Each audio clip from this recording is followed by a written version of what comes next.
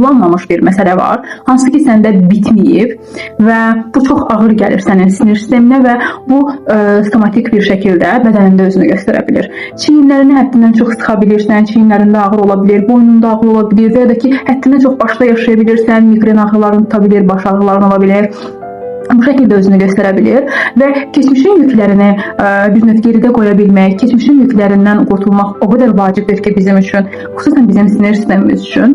Çünki bizim sinir sistemimiz bunları bir növ öz yaddaşına yazır və bu şəkildə olur ki, o davamlı şəkildə, yəni orada arxa fonda proses gedir və əslində unutmaq deyə bir şey də yoxdur və unudulmur. Yəni biz şuurlu şəkildə nələrsə ignore etsək də, nələrsə unutdum zənn etsək də, əslində arxa fonda o özü bir növ öz tempinə uyğun, özü bildiyi şəkildə işləyir.